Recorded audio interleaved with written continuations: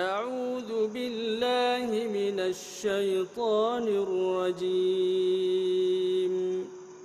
بسم الله الرحمن الرحيم. Assalamualaikum warahmatullahi wabarakatuh kepada semua anak murid. Baik, pada hari ini kita akan sambung pembelajaran Pendidikan Islam PTPR tahun 5 dalam bidang adab di bawah tajuk adab berpakaian. Jadi adab berpakaian ni sebenarnya adalah tajuk ulangan bagi tahun 4 tahun lepas semasa PKP. Disebabkan tak sempat tahun lepas, jadi kita bawa kepada tahun ini secara cepatlah. Jadi kita terus kepada apa itu isi penting dalam adab berpakaian ni. Baik, kita tengok kepada objektif pembelajaran terlebih dahulu. Objektif pembelajaran, murid dapat menjelaskan adab dan ciri berpakaian menepati syarak dengan betul.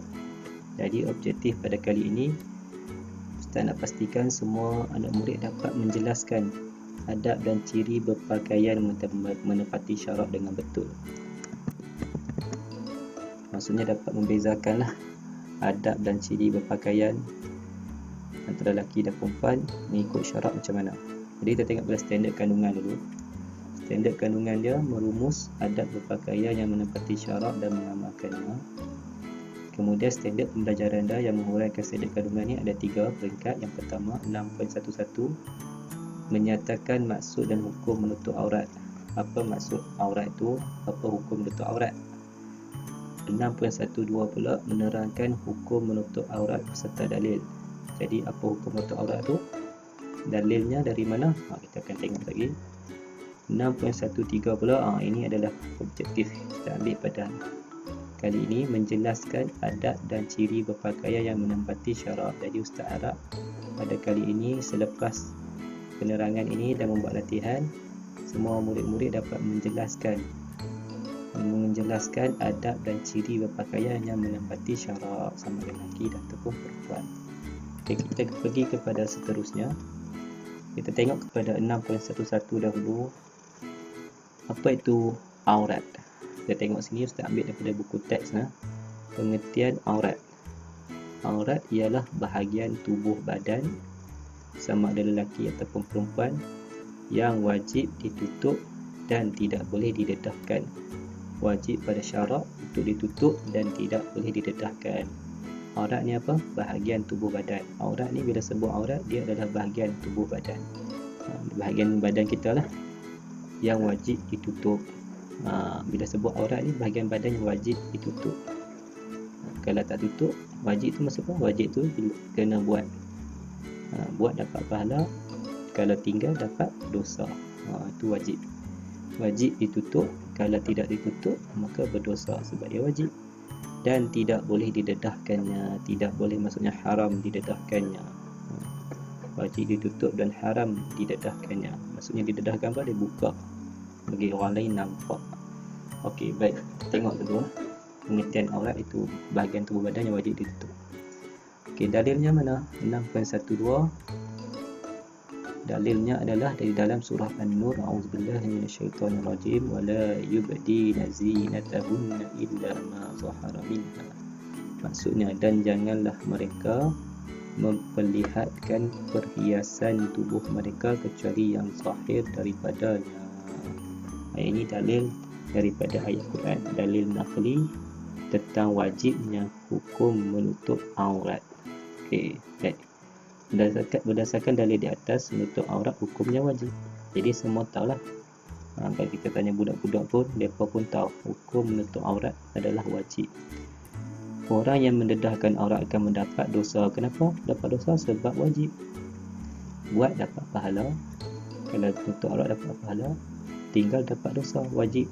Okey, tinggal dapatlah dosa. Sebab dia mendedahkan, maksudnya meninggalkan hukum wajib itu, maka mendapat dosa dan dimurkai Allah Subhanahu Wa Taala. Jadi macam mana kalau dah buka mendapat dosa tu?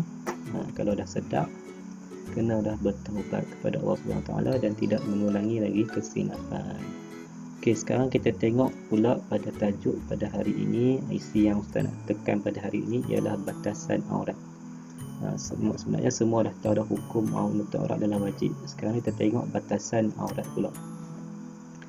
Okey, gambar sini menunjukkan kepada seorang lelaki dan seorang perempuan. Lelaki dan perempuan.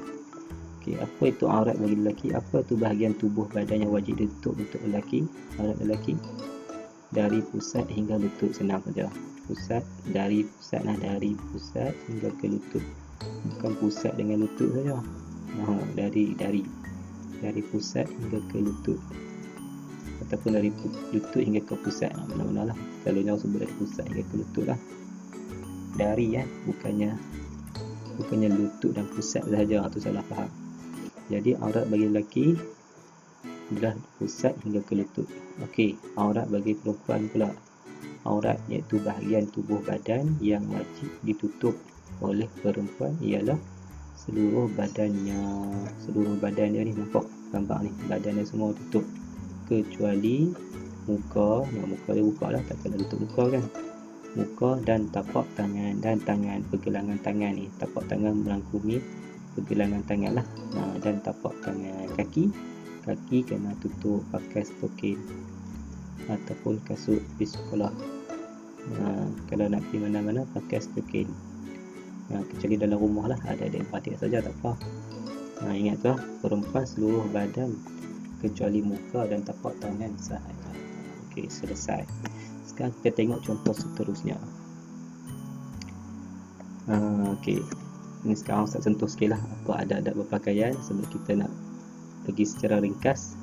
Jadi adab-adab berpakaian, nak pakai pakaian baca doa, mula dengan anggota sebelah kanan dulu. Ketika memakai pakaian, pakai dengan sebelah kanan dulu. Memulakan anggota sebelah kiri ketika membuka. Nak buka pakaian, buka sebelah kiri dulu. Tak kira lah, selapkan baju. Okey, memilih ciri-ciri pakaian yang menepati syarak. Ini poin penting dah. Kena pilih cara pakaian yang menepati syarak. Nak beli baju lepas ni, tengok dulu baju mana nak pakai. Kalau baju nak pakai kat rumah, tak apalah, beli yang biasa-biasa saja. Tapi kalau nak pakai kat luar tu, kena cari yang menutup aurat. Kalau tak cari, kalau pakai juga tak menutup aurat, berdosa. Alhamdulillah misalnya. Okey, ciri-ciri pakaian menepati syarak pula apa dah? Yang pertama, yang nak ikut syarak ni pula, syarak ni Islam lah. Kalau tak menepati syarak, tak menepati Islam, maka dia kira bersalah di sudut syarak, di sudut Islam, berdosa. Apa ciri-ciri yang menepati syarak, menepati Islam? Pertama, menutup aurat. Pakaian yang pertama sekali ditekan adalah menutup aurat. Maksudnya maksudnya Islam ni suruh cari pakaian yang pertama sekali bukan yang cantik. Yang pertama sekali adalah menutup aurat. Cantik tu bukan nombor satu. Nombor satu menutup aurat dulu.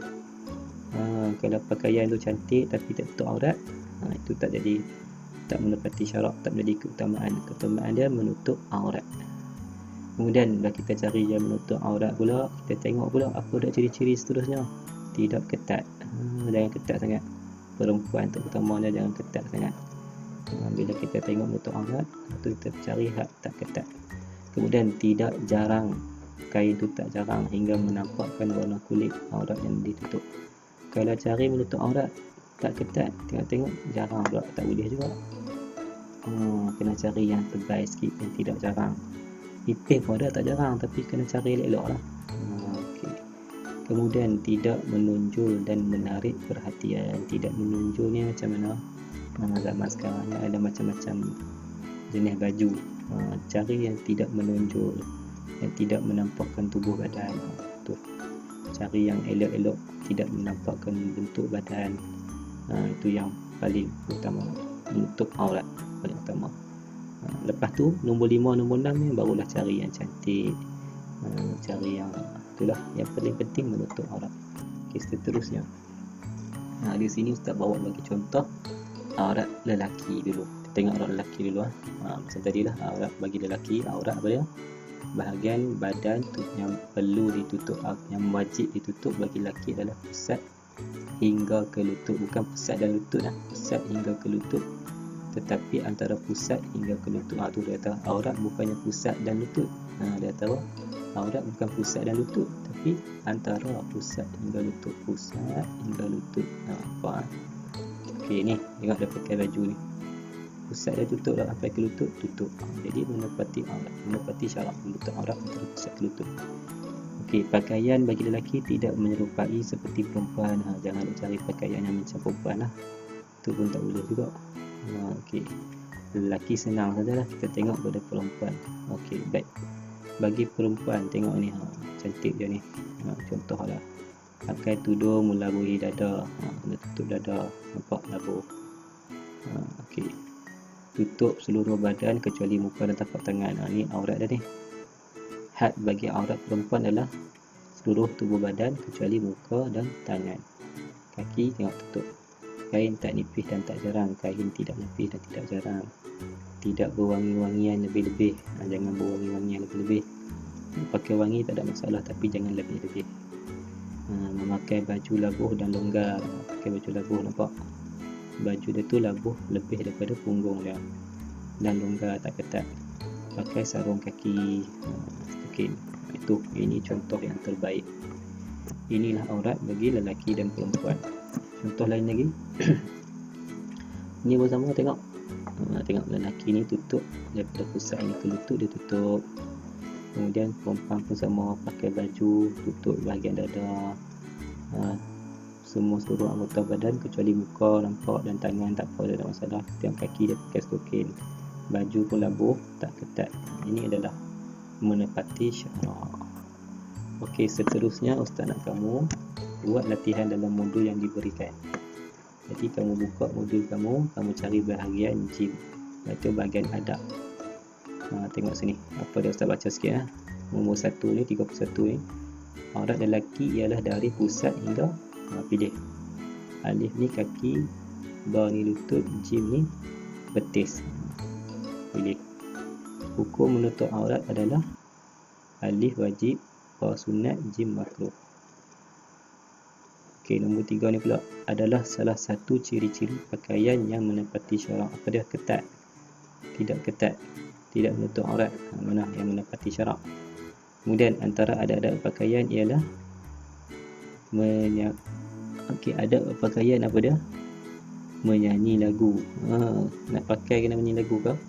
Membuat bising, membaca doa, senang saja. Hikmah menutup aurat adalah menjaga harta. Kita menutup aurat jaga apa?